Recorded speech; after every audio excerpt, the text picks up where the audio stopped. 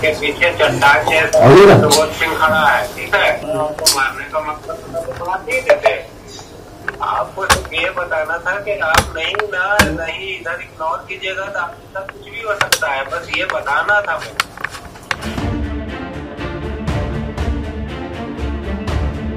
শনিবার ভর দুপুরের এই ছবি কাঁপিয়ে দিয়েছে গোটা বাংলাকে।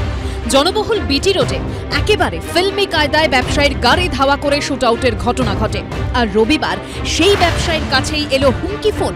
তার দাবি জনৈক সুবোধ সিং তাকে ফোন করে হুমকি দেন। ये सुबोध ये जो इसका लड़का नहीं है जादव का राय का, ये 2-3 बार हमको बोला था ये बस बात करने मांगता है। बोला ठीक है, आपको मारने का मतलब तो बात नहीं देते। आपको सिर्फ ये बताना था कि आप नहीं इधर इग्नोर कीजिएगा तो आपके साथ कुछ भी हो सकता है, बस ये बताना था। नहीं वो तो है ही, वो तो आप चाहेगा तो कुछ भी हो सकता है, तो हमको भी मालूम है যে সুবোধ সিং চাহেগা তো कुछ भी हो सकता है। ব্যারাকপুরের বাসিন্দা ব্যবসায়ী অজয় মণ্ডলের বিটি রোডের ওপর একটি গাড়ির শোরুম রয়েছে। সূত্রের খবর শনিবার দুপুর 2টো নাগাদ শোরুম থেকে বেরিয়ে ডোমজুরের দিকে যাচ্ছিলেন অজয়। তখনই রক্তলা মোড়ে সিগন্যালে গাড়ি দাঁড়াতেই গুলি বৃষ্টি করে দুষ্কৃতীরা। দুষ্কৃতীরা শুট আউটের ঘটনার পর বিটি রোড ধরে বেলগড়িয়া থানা পেরিয়ে বাদিকে টার্ন নিয়ে নীলগঞ্জ রোড ধরে, এরপর ফিডার রোড হয়ে বেলগড়িয়া ফ্লাইওভার এবং সিসিটিভি ফুটেজ যেটা শেষ পাওয়া গেছে সেখানে দেখা যাচ্ছে দুষ্কৃতীরা বাইকে চেপে বেলগড়িয়া ফ্লাইওভারে উঠছে।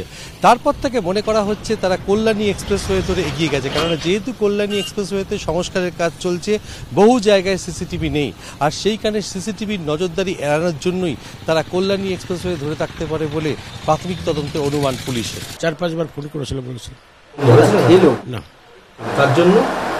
তার জন্যই এটা আপনাকে ওয়ার্নিং দিয়ে দিলাম। এই হামলাটা তাহলে তার জন্যই করা হয়েছে এটা বললেন?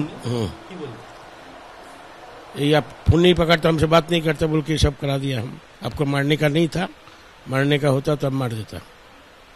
गाड़ी में नहीं मारते, घर शोरूम में घुस के मारते। এখানেই শেষ নয়, আরো চাঞ্চল্যকর দাবি করেছেন আক্রান্ত ব্যবসায়ী। জেল থেকে ফোন করে এখন জেলে আছে না বাইরে আছে সেটা তো আমি জানি না, আপনারা তো সবার মুখে শুনছি ও সুবোধ সিং জেলেই আছে। কি করতে চাইছে, কি চুক্তি করতে চাইছে? बोला आप हमारे पास रहिए, हम जो भी आपका प्रॉब्लम होगा आप देख लेगा। ভয় মানুষ যদি ভয় খেয়ে ওর কাছে যায়, এই জন্যই করলো। যদি ব্যবসা করতে হয় আমাকে, তাহলে তোর সঙ্গে কন্ট্যাক্ট রেখেই করতে হবে। আপনি পুলিশকে জানিয়েছেন? পুলিশের সামনেই ফোন করেছিল কাল, বলছে এসব নাম্বারে তো কন্ট্যাক্ট করা যাবে না, এগুলো আলাদা আলাদা নাম্বার থেকেও করছে, হোয়াটসঅ্যাপ নাম্বার থেকেই করছে। বিজনেস করতে গেলে আমাদের এখানে এখন সবাই এটাই করছে, সবার সাথেই মানে আপোষ করে চলতে হচ্ছে, নাহলে ব্যবসা করা যাবে না। এইভাবে ভয়ে ভয়ে বেচাও যায় না, ব্যবসাও করা যায় না। আমাদের পশ্চিমবঙ্গের বাইরে তো আমার মনে হয় না এরকম ধরনের হয়, এটা পশ্চিমবঙ্গের ভেতরেই এতটা হচ্ছে। রবিবার আক্রান্ত ব্যবসায়ীর বাড়িতে যান ব্যারাকপুরের প্রাক্তন সাংসদ অর্জুন সিং। অজয়দা পুরো 8খানা গুলি চলল, উনি তো আগেও পুলিশকে বলেছেন, তা কি নিরাপত্তা উনার? एक्चुअली पुलिस तो सब जगह निरापत्ता दीते पारे ना। सुबोध बेसिरभाग एखानकार पुलिसेर अफिसार संगे कथा बोले, बाई फोने कथा बोले, जेल थेके तार पुलिसेर दम नहीं। पुलिस यदि शक्त हय এই অপরাধীরা 2 মিনিটের মধ্যে এখান থেকে ব্যারাকপুর কেন বাংলা ছেড়ে পালিয়ে যাবে। পশ্চিমবঙ্গে কমেছে অঘটন, আমরা চাই পুরো বন্ধ হোক, কিন্তু অন্য রাজ্য থেকে আমাদের সোনার দোকানে যে ডাকাতি হলো, আপনারা জানেন যখন পুলিশকে ধরতে হলো অন্য রাজ্য থেকে ধরে আনতে হয়েছে, সেখানে গিয়েছিল, ওখানে আবার ডাকাতি ট্রেনিং ক্যাম্প হচ্ছে, সেখান থেকে এসে গন্ডগোল করে আবার পালিয়ে যাচ্ছে। বিহারের জেলে বসে ফোন আসছে, সেই র্যাকেট কাজ করছে।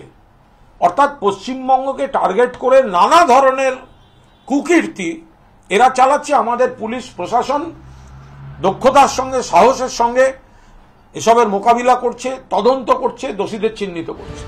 সূত্রের খবর টিটাগড় থেকে একটি বাইক উদ্ধার করেছে বেলঘরিয়া থানার পুলিশ। এই বাইকে চড়ে হামলা চালানো হয়েছে বলে প্রাথমিক অনুমান। শুটআউট কাণ্ডে 3 জনকে আটক করা হয়েছে। পুলিশ সূত্রে খবর ধৃত 3 জন বেলঘরিয়ার এক তোলাবাজ শাহজাদার অনুগামী। এই শাহজাদার বিহার যোগ রয়েছে। পুলিশ সূত্রে দাবি ভিন রাজ্যের দুষ্কৃতীরাই এই হামলা চালিয়েছে। সমীরণ পাল, অনির্বাণ বিশ্বাস ও অর্ণব মুখোপাধ্যায়ের রিপোর্ট, এবিপি আনন্দ।